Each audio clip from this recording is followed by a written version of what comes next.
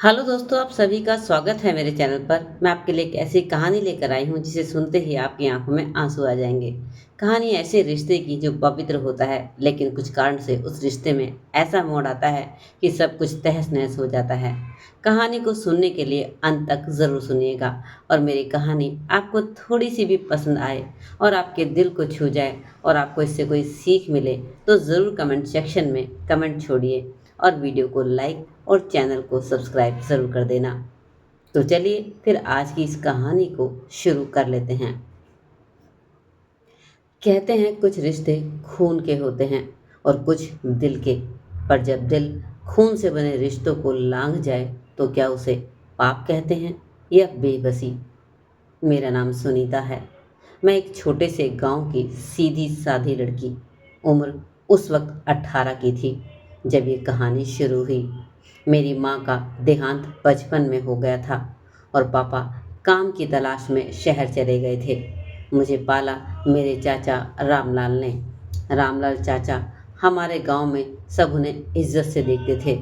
उम्र कोई 35 के करीब रही होगी, लेकिन चेहरे पर उम्र से ज़्यादा थकावट थी। चाचा ने कभी शादी नहीं की थी। कहते थे तेरी माँ के बाद किसी से दिल नहीं लगा, अब तू मेरी ही जिम्मेदारी है। शुरू से ही उन्होंने मुझे बेटी की तरह पाला, पढ़ाई करवाई, नए कपड़े दिलवाए, यहाँ तक कि मुझे गांव से बाहर कॉलेज में दाखला भी दिलवाया। लेकिन सच यही है कि मैं जब 16 की हुई तो मुझे एहसास होने लगा कि मेरे चाचा के साथ मेरा रिश्ता सिर्फ पिता पुत्री जैसा नहीं रह गया था। शायद ये मेरी भूल थी, या शायद उस अकेलेपन की गूंज थी जिसमें हम दोनों जी रहे थे। उस शाम की शुरुआत, कॉलेज की छुट्टियां थी और मैं घर लौटी थी। बारिश हो रही थी, बिजली बार बार चमकती थी। चाचा ने मेरे लिए गर्म चाय बनाई। हम दोनों बैठकर पुराने एल्बम देख रहे थे। मैं हंस रही थी, वो मुस्कुरा रहे थे। फिर अचानक उनकी आंखों में एक गहराई सी दिखी जो मैंने पहले कभी नहीं देखी थी। सुनीता, उन्होंने धीरे से कहा, तू बड़ी हो गई है, अब तेरा रिश्ता भी सोचना पड़ेगा। मैंने उनकी ओर देखा, कुछ बोल नहीं पाई। फिर कुछ पल बाद उन्होंने मेरी तरफ देखा और कहा, अगर तुझसे कहूँ कि मैं तुझे खुद से दूर नहीं करना चाहता। मेरे कान सुन पड़ गए। क्या मतलब चाचा? मैंने डरते हुए पूछा। उन्होंने लंबी सांस ली और कहा, मतलब ये कि मैंने तुझे बेटी की तरह पाला है, लेकिन अब तू मेरी हर सुबह हर रात में बसी है। उस रात में सो नहीं सकी। क्या मैं गलत थी? क्या चाचा की नज़रों में बदलाव पहले से था और मैंने अनदेखा किया? अगले दिन से मेरा व्यवहार बदल गया, लेकिन चाचा वो पहले से ज़्यादा मेरे पास आने की कोशिश करने लगे। एक दिन जब मैं रसोई में थी, उन्होंने पीछे से आकर मेरा हाथ पकड़ लिया। सुनीता, तुझसे कुछ भी छुपा नहीं सकता, अब मैं तुझसे मोहब्बत करने लगा हूँ। मैंने हाथ झटक दिया और कहा, ये रिश्ता वैसा नहीं है चाचा। उन्होंने सिर झुका लिया और कहा, मैं जानता हूँ, पर दिल नहीं मानता। एक दिन मैं बहुत बीमार पड़ गई। तेज़ बुखार में मैं बिस्तर पर पड़ी। चाचा ने पूरी रात मेरी सेवा की। मेरी आंखों में आंसू थे और दिल में तूफान। क्यों करते हो इतना? मैंने पूछा। क्योंकि तू ही है मेरी दुनिया, उन्होंने जवाब दिया। उस रात मैं बहुत कमज़ोर थी, शरीर भी और इरादा भी। जब उन्होंने मेरे माथे पर हाथ रखा, मैं चुप रही। जब उन्होंने मेरा हाथ थामा, मैंने उसे हटाया नहीं, और जब उन्होंने मेरे होठों को छुआ, मैंने ना कहा, लेकिन रुकाया भी नहीं। मैं खुद से नज़रें नहीं मिला सकी। चाचा ने जैसे ही मुझे देखा बोले, जो हुआ वो पाप नहीं था, वो प्यार था। मैं फूट फूट कर रो पड़ी। आपने मेरा भरोसा तोड़ा चाचा, आपने मुझे बेटी कहा था। उन्होंने चुपचाप घर छोड़ दिया। उस दिन 3 महीने बीत गए, चाचा लौटे नहीं। मैं हर रात खुद से यही पूछती हूँ, क्या मैं भी दोषी हूँ? क्या सुनीता इस अवैध रिश्ते को स्वीकार करेगी या उसे तोड़ेगी? क्या ये सिर्फ रिश्ता मोह था या प्यार? कभी कभी इंसान सिर्फ शरीर नहीं खोता, वो अपना आत्मसम्मान, भरोसा और मन की शांति भी खो देता है। मैं सुनीता आज भी उस एक रात की बात भूल नहीं पाई। उस रात ने मेरे और चाचा के रामलाल के बीच वो रेखा मिटा दी जो खून के रिश्ते को पवित्र बनाए रखती है। उसके बाद सब बदल गया। 3 महीने बीत गए। चाचा गांव छोड़कर कहीं चले गए थे। किसी को नहीं पता था वो कहाँ गए। गांव वालों ने सवाल नहीं उठाए क्योंकि सर रामलाल वैसे भी अकेले रहते थे और मैं रोज़ आईने से आंखें चुराती थी। कॉलेज फिर से शुरू हो चुका था लेकिन मैं एकदम खोई हुई थी। क्लास में बैठकर भी ध्यान कहीं और होता। अंदर एक सन्नाटा था और उस सन्नाटे में बार बार गूंजती थी चाचा की वो आवाज़, तू ही तो मेरी दुनिया है। तबीयत बिगड़ने लगी और फिर एक दिन मैं क्लास में बेहोश हो गई। अस्पताल ले जाया गया और डॉक्टर ने फिर जो कहा उसने जैसे ज़मीन खिसका दी हो मेरे पैरों के नीचे से। आप गर्भवती हैं। मैं सुन रह गई। मुझे लगा जैसे पूरा आसमान मेरे सर पर गिर पड़ा हो। मैं और रामलाल चाचा, क्या ये उसका नतीजा था? डॉक्टर ने पूछा, क्या आप बच्चे को रखना चाहती हैं? मैं कुछ नहीं बोल पाई। मेरा दिल कह रहा था ये बच्चा सिर्फ एक भूल का नतीजा है, पर मेरा शरीर वो धीरे धीरे उस जीवन से जुड़ने लगा था जो मेरे अंदर पल रहा था। गांव की औरतों की नज़रें अब और चुभती थी। किसी ने कुछ कहा नहीं था अभी, लेकिन बातें हवा में तैरने लगी थी। फिर एक दिन मुझे खबर मिली, रामलाल लौट आए हैं। मैं घर के बाहर खड़ी थी।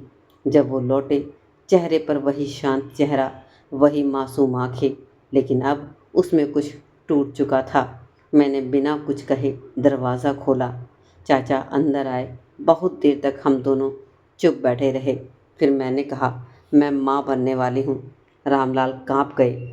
उनकी आंखों में पानी आ गया। मैं पापी हूँ सुनीता। मैंने तुमसे वो ले लिया जो मुझे कभी छूना भी नहीं चाहिए था। मैं भी फूट पड़ी। तो क्या आप सोचते हैं कि मैं ठीक हूँ? क्या मेरा मन शांत है? क्या मैंने कुछ नहीं खोया? मैंने तुझे बेटी माना था, लेकिन अकेलेपन ने मेरे अंदर के राक्षस को जगा दिया। तू मेरी कमज़ोरी बन गई। मैंने मोह को प्यार समझ लिया। अब मैं सिर्फ एक तेरा अपराधी हूँ। फैसला मेरा था। मैंने उन्हें देखा और कहा, मैं ये बच्चा नहीं रखना चाहती। मैं ये ज़िंदगी वहीं ख़त्म कर देना चाहती हूँ जहाँ आपने उसकी शुरुआत की थी। रामलाल चुप रहे। ठीक है, उन्होंने कहा, मैं साथ चलूँगा हर उस जगह जहाँ तुम चाहो, लेकिन मुझसे कोई रिश्ता मत रखना। अस्पताल में जब ऑपरेशन होने वाला था, उन्होंने मेरा हाथ थामा। शायद तुम मुझे माफ़ कर दो, लेकिन मैं खुद को कभी भी माफ़ नहीं कर पाऊँगा। मैंने उनकी तरफ देखा। मैं खुद से नज़रें नहीं मिला सकी कभी, लेकिन ये कहानी यहीं ख़त्म होनी चाहिए। एक नई सुबह ऑपरेशन हो गया। मैं ठीक थी। बच्चा अब इस दुनिया में नहीं था। रामलाल बिना कुछ कहे गांव छोड़कर हमेशा के लिए चले गए और मैंने खुद को फिर से उठाया। कॉलेज पूरा किया, शहर में नौकरी की, शादी भी की, लेकिन वो एक रात आज भी मेरे साथ चलती है। हर बार जब कोई मुझे बेटी कहता है तो मैं कांप जाती हूँ। कभी कभी इंसान चुप रहता है क्योंकि वो जानता है कि अगर उसने बोल दिया तो सब कुछ टूट जाएगा। चुप्पी कभी गवाही भी देती है। गांव में अब भी कुछ वैसा नहीं था जैसे पहले हुआ करता था। सुनीता ने अपना कॉलेज ख़त्म किया और एक नौकरी ढूंढी, लेकिन अंदर एक खालीपन था जिसे वो कभी भर नहीं पाई। उसके भीतर एक सवाल था, क्या सच में कोई रिश्ते सिर्फ प्यार से बनते हैं? एक दिन एक छोटे से घर में सुनीता ने अपने जीवन के अगले पड़ाव की शुरुआत की। उसने शादी की, एक ऐसे आदमी से जिसे उसने कभी सच्चे दिल से चाहा ही नहीं, लेकिन शायद वो भी चुप था। उसने कभी ये नहीं पूछा, तुम ठीक हो? कभी कभी चुप्पी सबसे खतरनाक होती है, और अगर किसी को यह चुप्पी टूटती हुई सुनाई दे तो वह कहीं न कहीं गहरी चीख होती है। फिर एक दिन 3 साल बाद सुनीता को खबर मिली, रामलाल वो वापस आ गए थे, लेकिन अब बहुत कुछ बदल चुका था। वो गांव में रहने नहीं आए थे, लेकिन वो दिन कभी भूले नहीं जब उन्होंने अपनी गलती मानी थी। गांव में घुसते वक्त उनकी आंखों में रुला देने वाली कहानियाँ थी। वो दरवाजे पर खड़े होकर बोले, सुनीता, मुझे कभी माफ़ मत करना, मुझे सज़ा चाहिए, सज़ा चाहिए। सुनीता चुपचाप खड़ी रही। उसकी आंखों में वही दर्द था वही गम था, लेकिन अब उसे ज़रूरत नहीं थी। वो अब किसी और से प्यार करती थी और वही प्यार उसे जीने की वजह देता था। सुनीता ने दरवाज़ा खोला। रामलाल के सामने खड़ी हुई। उसकी आंखों में वही आंसू थे जो कभी उसने देखे थे, वही पल जो कभी उसके साथ थे। लेकिन अब उसे हर चीज़ का हिसाब चाहिए था। चाचा, तुम मुझे कभी माफ़ नहीं कर सकते। वो घबराया। क्या तुम सच में मेरे लिए कुछ महसूस नहीं करती? सुनीता ने सिर झुकाया। फिर एक बार उसने अपनी आंखों में उस दर्द को देखा जो उसने महसूस किया था। लेकिन अब उस दर्द को बाहर आने की ज़रूरत नहीं थी। अब वो अपने दर्द में खुद डूब चुकी थी। सुनीता ने कहा, तुमसे बहुत कुछ सीखा है, लेकिन सबसे बड़ा सबक यह था कि जो रिश्ता कभी था वो अब सिर्फ एक खामोशी का हिस्सा है।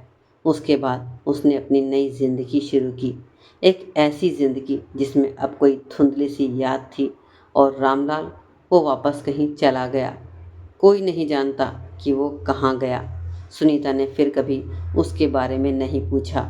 कभी कभी रिश्ते बर्बाद नहीं होते, वो सिर्फ ख़त्म हो जाते हैं। लेकिन इस ख़त्म होने के बाद कोई एक नई शुरुआत का इंतज़ार करता है। सुनीता ने अपने जीवन को फिर से सजाया और उस सजावट में अब उसका दिल सिर्फ दूसरों की मोहब्बत के लिए था।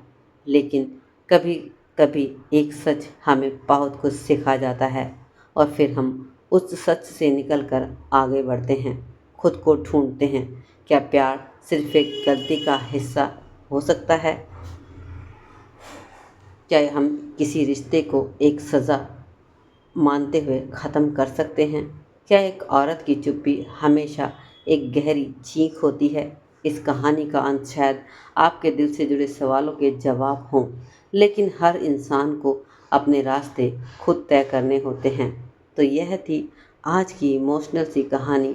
आप इस कहानी से क्या सीख मिली? आप ज़रूर अपनी राय कमेंट सेक्शन में रखिए और बताइए कि आप किस तरह की कहानी चाहते हैं, ताकि मैं अगली कहानी आपके लिए आपकी पसंद की लेकर आ सकूं। तो चलिए फिर मिलते हैं एक और ऐसी ही इमोशनल और दर्द भरी कहानी के साथ अगले वीडियो में। तब तक के लिए आप अपना ख्याल रखें।